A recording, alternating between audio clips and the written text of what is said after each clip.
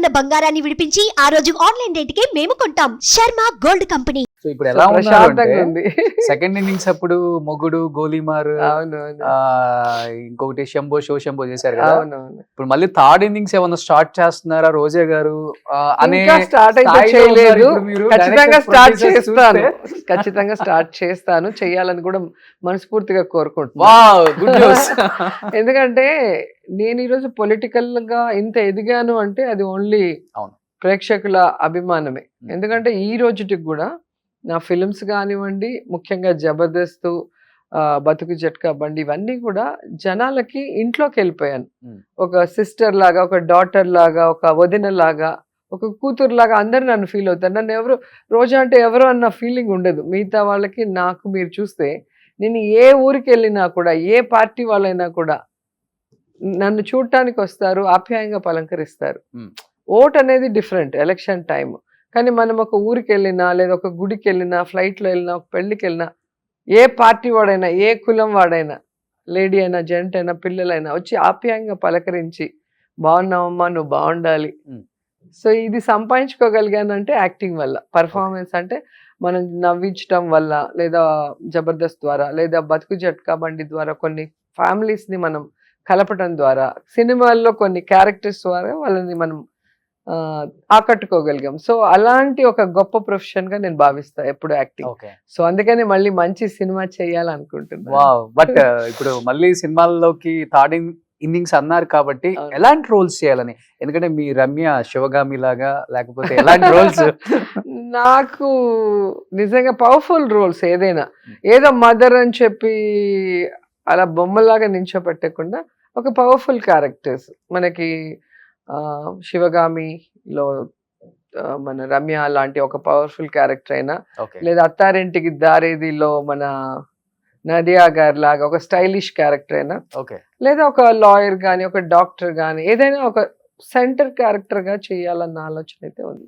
Super, మంచి ఆలోచన. ఎప్పుడు అనిపించింది? ఇంట్లో వాళ్ళు ప్రస్తావన తీసుకొచ్చారా, అయితే బయట చాలా మంది మీరు 2 years మాకు అందకుండా వెళ్ళిపోయారండి, ఇప్పుడైనా మళ్ళీ రండి, ఇప్పుడు టైం ఉంది కదా, రండి రండి అని ఫ్రెండ్స్, ఎక్కడ కనిపించిన ప్రేక్షకులు, అభిమానులు అందరూ అడుగుతున్నారు. ముఖ్యంగా నాకు పెద్ద ఫ్యాన్ నా కొడుకు. వాడు మమ్మీ మళ్ళీ యాక్ట్ చేయి మమ్మీ, మమ్మీ మళ్ళీ యాక్ట్ చేయి మమ్మీ అంటాడు. ఓకే నాన్న చేస్తాను అని చెప్తాడు. విజయశాంతి గారు ఇండస్ట్రీకి కంబ్యాక్ అయినప్పుడు ఎంత హ్యాపీగా ఫీల్ అయ్యారు ఫ్యాన్స్ అందరూ.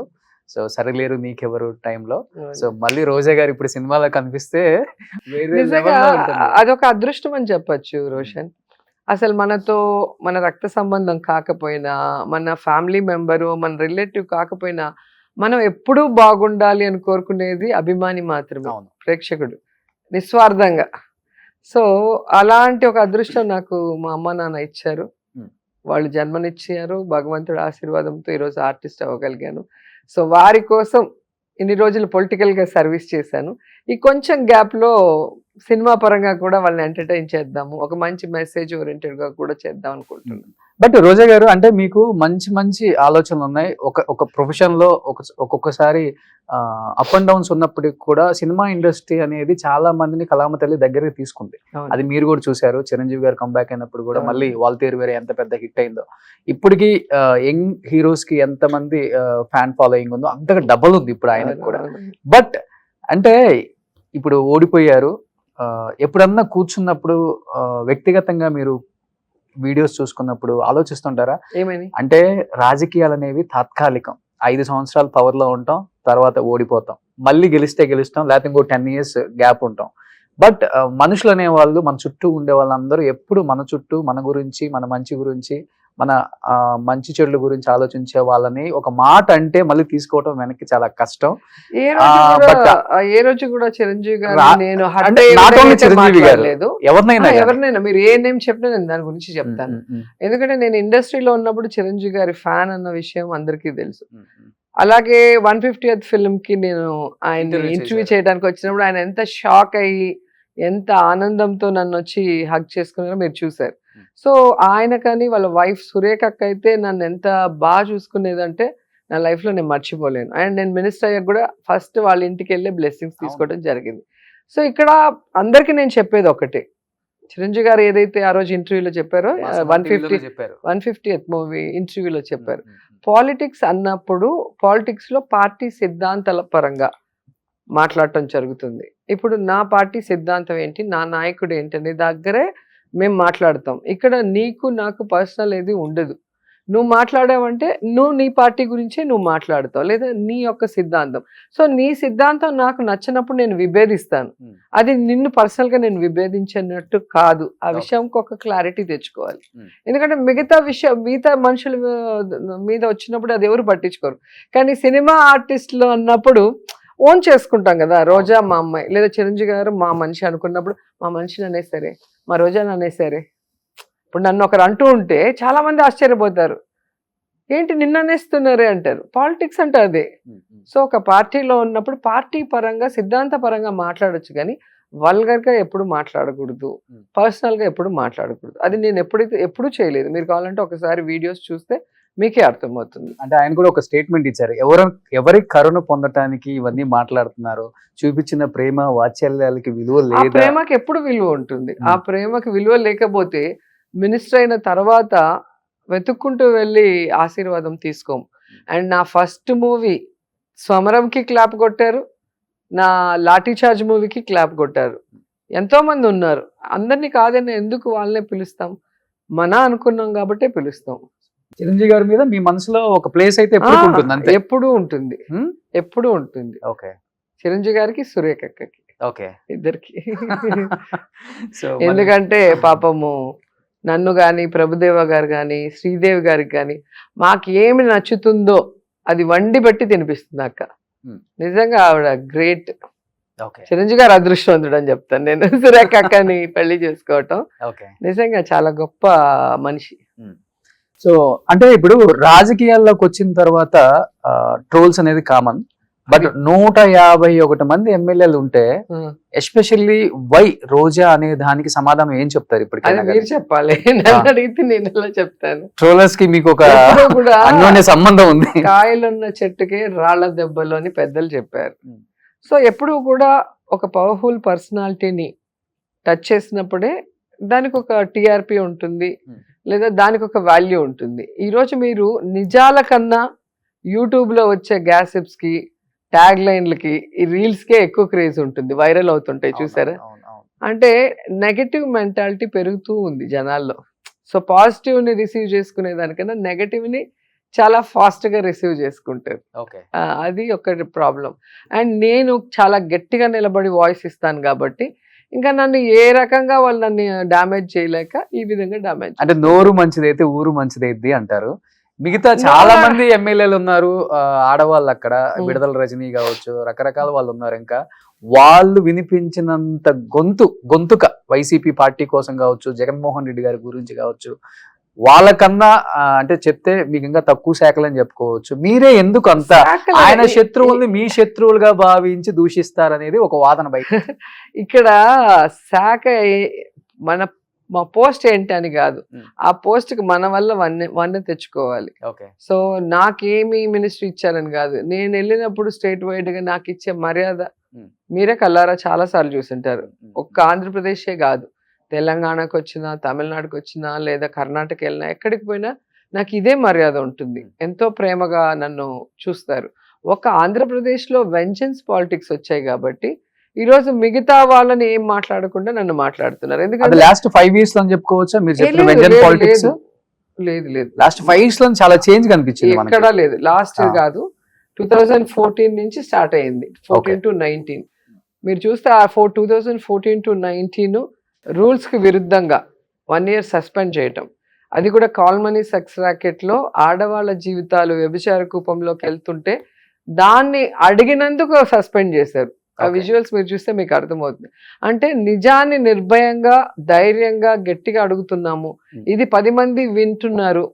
ఇప్పుడు ఒక ఆర్టిస్ట్ చెప్పినప్పుడు వింటారు, నమ్ముతారు. సో ఈ అమ్మాయి చెప్పిందంటే దాంట్లో నిజం ఉంటుందని నమ్ముతారు కాబట్టి నా మీద కోపం. మిగతా వాళ్ళని అంత సీరియస్ గా తీసుకోలేదేమో మరి వాళ్ళు, అది వాళ్ళని అడగాలి. ఆ టైంలో భయం అనిపించిందా? హాస్పిటల్లో అడ్మిట్ అయ్యారు కదా. నాకు భయం ఏమి లేదు. పిల్లలు ఏమైపోతారు భయం అనేది ఉంటే నేను అసలు ఇంత గట్టిగా ఉండను కదా. నేను ఈ రోజే కాదు, చంద్రబాబు నాయుడు పార్టీలో ఉన్నప్పుడు కూడా మీరు చూడండి, కేసీఆర్ గారి మీద గొడవ పెట్టుకున్నా. ఎందుకంటే ఒక ప్రెస్ క్లబ్ లో లిక్కర్ మీద డిస్కషన్ జరుగుతా ఉన్నింది. అవును. ఆల్ పార్టీస్ మీటింగ్ జరుగుతూ ఉంటే వాళ్ళు చంద్రబాబు నాయుడు గారిని తిట్టారు. అప్పుడు నరసింహారెడ్డి గారు అనుకుంటా, ఆయన టీఆర్ఎస్ తరఫున వచ్చి కూర్చొని మాట్లాడుతున్నారు, నేను టీడీపీ తరఫున కూర్చొని మాట్లాడుతున్నా. అప్పుడు బెల్ట్ షాపులు తెచ్చి నాయనే ఇది ఇది అన్నప్పుడు నేను టక్కన కేసీఆర్ గారిని అనేసాను. అంటే అక్కడ పర్సనల్ గా అన్నట్టు కాదు, నా నాయకుడిని అన్నారు, నీ నాయకుడు ఏంటి గొప్ప అన్నట్టుగా మనం మాట్లాడతాం. సో అప్పుడు ఎంత పెద్ద ఇష్యూ అయిందో. పార్టీలో అయినా కానీ మీ నాయకుడు అంటే మీరు ఒప్పుకోరు అసలు. మా నాయకుడు మా పార్టీ అంటే నేను ఖచ్చితంగా ఉన్నప్పుడు చంద్రబాబు నాయుడు ఆయన్ని అలాగే నేను సేవ్ చేశాను. ఆ రోజు కూడా ఆయన మీద ఈగ వాళ్ళనీయకుండా ఆయన కోసం ఫైట్ చేశాను. ఈ రోజు జగనన్న మీద ఇంకా డబుల్ గా ఎందుకు చేస్తాను అంటే, నన్ను గౌరవించి నేను ఏదైతే కోరుకున్నానో నా లైఫ్ లో, ఎమ్మెల్యేగా అసెంబ్లీలోకి అడుగుపెట్టాలి, ప్రజా సమస్యల మీద పోరాడాలి, అధికారం వచ్చిన తర్వాత ప్రజలకి నా వల్ల సర్వీస్ చేయాలనుకున్నా, దానికి ఆయన అవకాశం ఇచ్చాడు. సో చంద్రబాబు నాయుడు అది చేయలేకపోయాడు, నన్ను గెలిపించుకోలేకపోయాడు, కాపాడుకోలేకపోయాడు. పార్టీ వాళ్ళే గెలిపించుకునే బాధ్యత ఆయన చేతుల్లో ఉంటుంది, ఖచ్చితంగా సీఎం గారి చేతిలోనే ఉంటుంది. ఎందుకంటే ఒక చోట మనకి సీట్ ఇచ్చినప్పుడు, మనం పుట్టి పెరిగిన చోట ఇవ్వకుండా కొత్త ప్లేస్ లో ఇచ్చినప్పుడు, అక్కడున్న నాయకుల్ని పిలిచి ఇది నేను నించున్నట్టుగా మీకు ఏదున్నా నేను చేస్తాను, మీరు అమ్మాయిని గెలిపించండి అని చెప్పాల్సిన బాధ్యత వాళ్ళకు ఉంది. చంద్రగిరి కదా కాదు, నగరి చంద్రగిరి తర్వాత మళ్ళీ నగరి. ఈ రోజు చంద్రబాబు నాయుడు వచ్చి చంద్రగిరిలో నించోమనండి, వాళ్ళు అంత పెద్ద సీఎం క్యాండిడేట్లుగా ఉండి ఒక కాన్స్టిట్యున్సీ నుంచి పక్కకు కూడా జరగరు. నాలాంటి కొత్త క్యాండిడేట్లు తీసుకొచ్చి ఒక రోజు ఎక్కడో పెట్టేసి, మళ్ళీ ఇంకో రోజు ఎక్కడో పెట్టేసి, ఇంకో రోజు ఇంకో చోట. మీరు స్టార్ హీరోయిన్ కదా అప్పటికి, ఎట్లా స్టార్ క్యాంపైనర్, స్టార్ హీరోయిన్, ఏదైనా అండి, ఏదైనా కూడా రాజకీయాల్లో ఎలా పవన్ కళ్యాణ్ పవర్ స్టార్ ఉండి 2 చోట్ల ఓడిపోయారు, మరి ఆయన మీటింగ్ కి లక్షలాది మంది వస్తారు, ఎట్లా ఓడిపోయారు? కాబట్టి సినిమా వేరే, సినిమా అభిమానం వేరే, పాలిటిక్స్ వేరే, ఓటింగ్ ప్యాటర్న్ వేరే, దీనికి చాలా తేడా ఉంటుంది. అది మీరు గమనిస్తే మీకే తెలుస్తుంది. గొప్ప గొప్ప సినిమా ఆర్టిస్టులు ఓడిపోయిన వాళ్ళని కూడా మీరు చరిత్ర చూస్తే తెలుస్తుంది, ఆశ్చర్యపోతాం, వీళ్ళ ఓడిపోయారు అనిపిస్తుంది. సో అట్లుంటుంది. బట్ ఇప్పుడు మీ మీద ఎక్కువ బయట కామెంట్స్ గట్టిగా నడుస్తున్నాయి. రోజా గారు చెన్నైలో సెటిల్ అయిపోయారు, విజయ్ పార్టీలో జాయిన్ అయిపోతున్నారు, అక్కడి నుంచి రేపు ప్రచారంలో పాల్గొని ఎమ్మెల్యేగా అక్కడి నుంచి కంటెస్ట్ చేయబోతున్నారు, ఆంధ్రాకి బాయ్ బాయ్ చెప్పేస్తున్నారు. ఎవరు చెప్పారు ఆ మాట? ఈ న్యూస్ కరెక్టేనా? ఎవరు చెప్పారు చెప్తే? విజయ్ ఆల్రెడీ కలిసేశారు రోజా గారు, శర్మ గారు. చెప్పారు అంటే చెప్తాను. ఆల్రెడీ నడుస్తుంది కదా బయట, ఎక్కడ టాక్ నడుస్తుంది. ఇది ఎవరైతే నా దాటికి తట్టుకోలేక పొలిటికల్ గా ఈవెన్ ఓడిచ్చేసాం, ఇంకా మాకు ప్రాబ్లం లేదు, ప్రశాంతంగా ఉందాం అసెంబ్లీలో అనుకున్న వాళ్ళకి బయట నుంచి కూడా వినిపిస్తూ ఉంటే తట్టుకోలేక ఇలాంటి మాటలు చెప్పడం అనేది మీరు గమనించాల్సిన విషయం. ఆలోచన లేదు అసలు, అస్సలు లేదు. ఎందుకు వదిలేసి వెళ్తాను? నేను పుట్టి పెరిగిన ఊరు ఇది. నన్ను ఎప్పుడో అడిగారు జయలలిత గారు, నన్ను నువ్వు ఇక్కడ కంటెస్ట్ చెయ్యి అని చెప్పి అడిగితే కూడా నాకు అది ఒక పిచ్చి.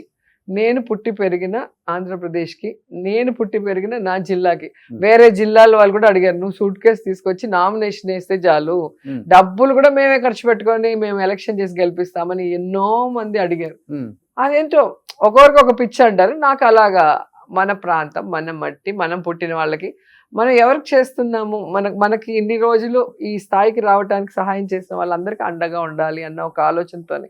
అంతకుముందు నాకు ఎమ్మెల్సీ ఇస్తానంటే కూడా టీడీపీలో వద్దన్నా, ఎంపీ నాకు ఇంట్రెస్ట్ లేదు, నాకు ఎమ్మెల్యేగా ప్రజల మధ్యలో ఉండాలి, అహర్నిశలు ప్రజలతోనే వాళ్ళ కష్ట సుఖాల్లో పాలు పంచుకోవాలన్న ఒక ఆలోచన. మామూలుగా సినిమా ఆర్టిస్టులు ఏంటంటే టచ్ మీ నాట్ లాగా ఉండాలి, ఒక నామినేటెడ్ ఎమ్మెల్సీ రాజ్యసభ తీసుకొని అలా హాయ్ హాయ్ అంటూ మెయిన్ మీటింగ్ రావాలి. నాకేంటో ఎప్పుడూ ఆ జనంతో ఉండటం ఇష్టం. మీరు చూస్తారు కదా, నేను షూటింగ్ వచ్చినా అందరితో కూర్చొని భోజనం చేస్తాం, అందరితో కూర్చొని కబుర్లు చెప్పుకుంటుంటాం. అలాగే కాన్స్టిట్యున్సీకి వెళ్తే కూడా అన్ని ఊర్లకు వెళ్తుంటాం, చిన్న ఫంక్షన్ అయినా కూడా ప్రేమగా పిలిస్తే వెంటనే వెళ్తాం వాళ్ళ ఇంటికి. బట్ విజయ్ గారు మిమ్మల్ని కాంటాక్ట్ అయిన విషయం నిజం కాదా? నేను అసలు ఇంతవరకు ఫోన్ కూడా మాట్లాడలేదు. మీ వారు మాట్లాడారు కదా? లేదు. వాళ్ళు ఇది ఏమంటారు, south India Pepsi president Selvamani గారు 27 క్రాఫ్ట్స్ కి. సో వాళ్ళ పిక్చర్ ఓపెనింగ్ కి వాళ్ళ పిక్చర్ సెట్ వేస్తారు కదా, సో ఈయనతోనే మాట్లాడి చేస్తారు అందరూ కూడా, ఏ ప్రొడ్యూసర్ అయినా కూడా అట్లా కలుస్తారు. అండ్ విజయ్ వాళ్ళ నాన్న నా ఫ్యాన్. నేను ఒకే ఒక సాంగ్ విజయ్ తో చేశాను వాళ్ళ సొంత సినిమా, చంద్రశేఖర్ గారు. ఆయనకి బాగా ఇష్టం, ఒక్క సాంగ్ చేయమ్మా బాబుతో అంటే అప్పుడే అప్కమింగ్ విజయ్ ఒక్క సాంగ్ చేశాను. ఓకే. అనిపిస్తుందా ఆయన ఫ్యాన్ ఫాలోయింగ్ చూసి సీఎం అవుతారు నెక్స్ట్ తమిళనాడుకి అని? నా ఇంట్లోనే ఆయన ఫ్యాన్స్ ఉండరు. నా కొడుకు విజయ్ ఫోటో వేసుకొని టీ షర్ట్ వేసుకొని తిరుగుతుంటాడు. అంటే యూత్ లో బాగా క్రేజ్ ఉంది అబ్బాయికి. సీఎం అవుతారా లేదా నాకు తెలియదు. నేను చాలా ఇంటర్వ్యూలు తమిళ వాళ్ళు అడిగితే కూడా అదే చెప్పాను. క్రేజ్ వేరే, ఓటింగ్ వేరే. సో అతని ప్రతి నడవడిక ఓటింగ్ పడేంత వరకు ఏ చిన్న ఇన్సిడెంట్ రాంగ్ జరిగినా కూడా తలకిందులు అయిపోతాయి పాలిటిక్స్ లో. కాబట్టి ఎలక్షన్ రోజు వరకు ఆయన నడుస్తున్న విధానం, ఆయన మేనిఫెస్టో, ఆయన ప్రజలకి ఏం చేయాలనుకుంటున్నాడు, ఇది చేస్తాడా లేదా అని ఆయన నమ్మకాన్ని క్రియేట్ చేసుకోవడాన్ని బట్టి ఉంటుంది ఆయన క్రేజ్. అయితే విపరీతమైన క్రేజ్ ఉంది ఆ పిల్లోడికి. అండ్ ఇంత చిన్న ఏజ్, యాక్చువల్గా పాలిటిక్స్ లో ఇది చాలా చిన్న ఏజ్. కోట్లాది రూపాయల రెమ్యునరేషన్ తీసుకునే సమయంలో అవన్నీ వద్దు అని చెప్పి ప్రజాసేవ చేయాలని వచ్చేటప్పుడు ఖచ్చితంగా దానికి ఒక వాల్యూ ఇస్తారు. సేమ్ పవన్ కళ్యాణ్ గారు కూడా చేస్తుంది అదే కదా, కోట్లాది రెమ్యునరేషన్ వద్దనుకొని సినిమాలలో ప్రజాస్వామ్యంలోకి వచ్చి ప్రజలకు ఏదో చేయాలన్న తపనే ఆయన దగ్గర కనెక్ట్ చేసుకుంది ఆడియన్స్ అని చెప్పుకోవచ్చు కదా. ఫెయిల్యూర్ అయ్యారంటే పిఆర్పి పార్టీ పెట్టినప్పుడు ఆ పార్టీని కంటిన్యూ చేయాలి, విలీనం చేయకూడదు. యూట్యూబ్ లో ఒకటి బాగా ట్రోల్ అవుతుంది. ఏమైంది? సో ఎవరికి చెప్పకుండా ఒక ఊర్లో నేను ఒకవైపు దిగుతాను, పవన్ కళ్యాణ్ గారు ఇంకొక వైపు దిగుతారు, మా బైరెడ్డి సిద్ధార్థ్ రెడ్డి ఇంకొక వైపు దిగుతాడు, ఎవరికి ఎంతమంది వస్తారో చూద్దాం ఫ్యాన్స్ అన్నారు. ఈ రోజుకి నేను ఇప్పుడు అదే ఫ్యాన్స్ చూసుకుంటే మొత్తం అతిపెద్ద లార్జెస్ట్ ప్రాంతీయ పార్టీ అని చెప్పుకునే వైసీపీకి 11 సీట్లు ఇచ్చారు. సో 21కి 21 ఇచ్చి జనసేన అంటే ఏంటి, వైసీపీ అంటే ఏంటో చూపించేశారు. ఏం చెప్తారు దానికి? ఎవరు చూపించలేదు. ఈ రోజుకి అదే మాట మీద నేనున్నా, ఇప్పటికి కూడా ఈ రోజుకి అదే మాట మీద ఉన్నా. పిఠాపురం వెళ్దాం మరి, ఈ రోజు ఏదో వెళ్దాం, మొన్న రేపైన అమ్మాయి వాళ్ళ ఇంటికి వెళ్దాము, ఎంత వచ్చిన చోటుకి వెళ్దాం. ఇప్పుడు రమ్మని చెప్పు, ఇప్పుడు రమ్మను. మెజారిటీ గురించి కాదు, ఆయన కాన్స్టిట్యూన్సీ కదా, ఇప్పుడు రమ్మను. కాబట్టి మీరు ఏదో ఎందుకు అంత ఓవర్ కాన్ఫిడెన్స్ రోజా గారు? మీకు ఓవర్ కాన్ఫిడెన్స్ కాదు, చేస్తుంది కూడా అందుకే కదా. గ్రౌండ్ రియాలిటీ చెప్తున్నాను. ఇప్పుడు 11 సీట్లు వచ్చినాయి అంటే జగన్ కి, మరి 2 సార్లు ఓడిపోయినప్పుడు ఆయన రాజకీయాల్లోనే ఉండకూడదు కదా, సన్యాసం తీసుకొని వెళ్ళిపోయి ఉండాలి కదా. మీరు 2 సార్లు ఓడిపోయారు, 2 సార్లు గెలిచారు. నేను ఎప్పుడు అనలేదు ఆయనలాగా, నేను ఎప్పుడు ఆయనలాగా చెప్పలేదు కదా, నేను తోపు తురుము అని. ఆ రోజు రాజకీయాల్లోకి రాగానే గెలిచేస్తే ఇంకా పాలిటిక్స్ ఎందుకు అవుతుందండి? అవునండి, మరి మీరే కదా ఇప్పుడు చెప్తున్నారు 21కి 21 వచ్చిందంటే ఆ నమ్మకం ప్రజలు ఇచ్చిన తీర్పు అది. ఆ నమ్మకం నీకుంటే నువ్వు ఇండివిజువల్ గా కంటెస్ట్ చేస్తావు. బీజేపీతోనో తెలుగుదేశంతోనో ఎవరెవరి బలంతోనో నువ్వు వచ్చావు తప్ప నీ బలంతో నువ్వు రాలా. నీ బలం ఏంటో లాస్ట్ ఎలక్షన్ లో 2 చోట్ల ఓడిపోయినప్పుడే ఆయన బలం ఏంటో ఆయనకు తెలిసిపోయింది. కాబట్టి ఆయన బలము మా బలం అనేది ఇక్కడ మీరు కంపేర్ చేద్దండి. నా కాన్స్టిట్యున్సీ లో కూడా నేను ఇండివిజువల్ గా నించొని ఫైట్ చేశాను, నేను ఇండివిజువల్ గా నించొని సర్వీస్ చేశాను. ఈ రోజు ఓడిపోయినా రేపు నేను మళ్ళీ గెలవగలను. నువ్వు ఇండిపెండెంట్ గా నించొని నువ్వు ఎమ్మెల్యేగా చూద్దాం, నువ్వు అవ్వలేవు. నీకు బీజేపీ టీడీపీ కావాల్సిందే. కాబట్టి దాన్ని బట్టి ఎవరు పవర్ఫుల్ ఏంటి 2029లో కాబోయే ముఖ్యమంత్రి పవన్ కళ్యాణ్ గారు అంటున్నారు. అది మీరు కలలుగానండి. సో అయితే నెక్స్ట్ మేము మళ్ళీ గట్టిగా కొట్టబోతున్నాం అంటారు మీరు? ఖచ్చితంగా అండి. ఎందుకంటే లాస్ట్ ఎలక్షన్ అనేది ఇండియా మొత్తం చూశారు. ఎప్పుడైతే నార్త్ లో వీక్ అయ్యారో, ఎక్కడైతే సెంట్రల్ పార్టీతో పొత్తు పెట్టుకొని పార్టీలు ఉన్నాయో ఆ స్టేట్లు 2-3 స్టేట్లోనే ఈ విధంగా ఈవీఎంతో డాన్స్ వేశారు అనేది అందరికీ అర్థమైంది. ఇక్కడ మీరు తెలుసుకోవాల్సింది ఒక్కటే, ఈరోజు ప్రతి ఇంటికి ఎంతమంది ఉంటే అంతమందికి సర్వీస్ చేసిన జగన్మోహన్ రెడ్డి గారిని వద్దనుకొని ఇల్లు లేని ప్రతి వాడికి ఇల్లు ఇచ్చి, వాళ్ళ పేద పిల్లలకి చదువునిచ్చి, వాళ్ళకి ఆరోగ్యశ్రీ ద్వారా సపోర్ట్ చేయడమే కాకుండా హాస్పిటల్స్ని రెన్యువేట్ చేసి, స్కూల్స్ని రెన్యువేట్ చేసి, ఒక క్వాలిటీ ఎడ్యుకేషన్, క్వాలిటీ వైద్యం అందించాక ఇవి మాకొద్దు అని ఆయన ఓడించి ఏమీ చేయని వాళ్ళని ఎప్పుడు అందుబాటులో లేకుండా ఎక్కడో హైదరాబాద్ లో రెస్ట్ తీసుకునే వాళ్ళకి ఓటేస్తారని మీరు అనుకుంటున్నారా? ఫస్ట్ పాయింట్ చెప్పేది చేస్తే 11 సీట్లు ఎందుకు చెప్తున్నాను. రెండోది, ఈరోజు తన కాన్స్టిట్యున్సీలో వరదలు వస్తే కూడా అందుబాటులో ఉండి వాళ్ళకి సహాయ సహకారాలను అందించలేని వాళ్ళు, వాళ్ళ కాన్స్టిట్యున్సీలో ఒక అమ్మాయిని తెలుగుదేశం వాడు రేప్ చేస్తే కనీసం మొన్న వెళ్ళి ఆయన బాధలు చెప్పుకుంటున్నాడే తప్ప ఆ కుటుంబాన్ని పరామర్శించి నేనున్నాను, వాడికి శిక్ష వేయిస్తాను, మళ్ళీ ఇలాంటివి రిపీట్ కాకుండా చేస్తాను అని ఎక్కడ కూడా చెప్పలేదు. మీరు తెలుసుకోవాల్సింది అంటే విమెన్కి ఏదైనా జరిగితే నేను ఉంటాను, నన్ను నమ్మండి అని పబ్లిక్లో గొంతు చించుకొని అరిశారు. ఈరోజు అదే ఈ రాష్ట్రంలో నిన్న అసెంబ్లీలో క్లియర్గా చెప్పింది హోంమంత్రి, 7,200 మంది మిస్ అయ్యారు 5 నెలల్లో. మరి ఏం మాట్లాడట్లేదే? ఆ రోజు వైఎస్ఆర్సీపీ అధికారంలో ఉన్నప్పుడు 34,000 మంది మహిళలు విమెన్ ట్రాఫికింగ్ అయిపోయారు, ఈ వాలంటీర్స్ అమ్మేశారు అని చెప్పారే. అదే అసెంబ్లీలో మీరు అధికారంలో ఉన్నప్పుడు ఈ అసెంబ్లీ సెక్షన్లో కేవలం 34 మందే మిస్ అయ్యారు అని చెప్పి మీ హోంమంత్రి ఇచ్చింది మా గవర్నమెంట్లో. మీ గవర్నమెంట్లో 5 నెలలకి 7,200 మంది మిస్ అయ్యారని మీ హోంమంత్రి చెప్పింది. మరి ఇప్పుడు ఎందుకు నోరు మెదపట్లేదు? ఆ రోజు అబద్ధాన్ని గొంతు చించుకొని మాట్లాడిన పవన్ కళ్యాణ్ గారు విమెన్కి ఈరోజు ఎంతమంది మా కాన్స్టిట్యున్సీలో మీరు చూసారు కదా, మొన్న హోంమంత్రి వచ్చింది, 3.5 సంవత్సరాల అమ్మాయిని ఇష్టం వచ్చినట్టు కొరికేసి రేప్ చేసి చంపేసి పుట్ చేశారు. కనీసం వచ్చి ఆ కుటుంబాన్ని పలకరించలేదు, పరామర్శించలేదు, దాని గురించి చర్యలు చేపట్టలేదు.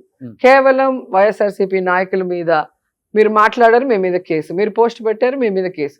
తప్పు చేస్తుంటే, తప్పుడు పోస్ట్ పెట్టుంటే మీరు అరెస్ట్ చేయండి. గవర్నమెంట్ కూడా ఇదే చేసింది, ఎవ్వరు చేయలేదు. మాట్లాడితే కేసు ఎవరి మీద లేదు. మీరు ఎవరి మీద అట్లాగా అనవసరంగా పెట్టారు, ఒక్కటి చూపించండి. ఈ రోజు నేను అదే చెప్తాను, నిన్న కూడా ప్రెస్ మీట్లో అదే చెప్పా. నిజంగా ఎవడైనా వల్గర్గా పోస్ట్ పెడితే నేను కూడా ఒప్పుకోను. వల్గర్గా ఎవరైనా మాట్లాడంటే మీరు కేసు పెట్టండి, మేమేం పట్టించుకోం. కానీ ఏమీ లేని వాళ్ళ మీద మీరే ఫేక్ ఐడీలు క్రియేట్ చేసి, మీరే పోస్టులు పెట్టి, మీరే కేసులు పెట్టి, మీరే అరెస్ట్ చేస్తే ఎట్లా? మీరే కదా మొన్న మీ పోలీసులో పట్టుకున్నారు కదా వైజాగ్లో. ఎవరి పేరు మీద అయితే మీరు అరెస్ట్ చేసి లోపల పెట్టారో ఆ అబ్బాయిది కాదు ఐడి, అది ఫేక్ ఐడి, టీడీపీకి సంబంధించిన వైజాగ్ అతను పెట్టాడని అతన్ని అరెస్ట్ చేశారు కదా. అట్లా ప్రూవ్ అవుతాయి. మీరు కరెక్ట్గా ఇన్వెస్టిగేషన్ చేయండి, పోలీసులకు అవకాశం ఇవ్వండి. కాబట్టి ఒక ఎమ్మెల్యే స్థాయి బండారు సత్యనారాయణ నా గురించి మాట్లాడిన మాటలు మీరు చూస్తే మీరు అసలు సహించలేరు, పోయి నేరుగా వాళ్ళని నరికేయాలనుకుంటారు. అంటే దగ్గరుండి అలా వాళ్ళ ఎమ్మెల్యే, ఎక్స్-ఎమ్మెల్యేలతో, ఎక్స్ మినిస్టర్లతో వల్గర్గా మాట్లాడిచ్చేది. అసలు జన సైకోల్లాగా వాళ్ళ పేజీల్లో లేడీస్ కూడా ఎంత వల్గర్గా మాట్లాడతారు, మార్ఫింగ్లు చేయటం. కానీ అదే వాళ్ళ ఇంట్లో ఆడవాళ్ళకి చేస్తే, వాళ్ళ అమ్మకో వాళ్ళ చెల్లికో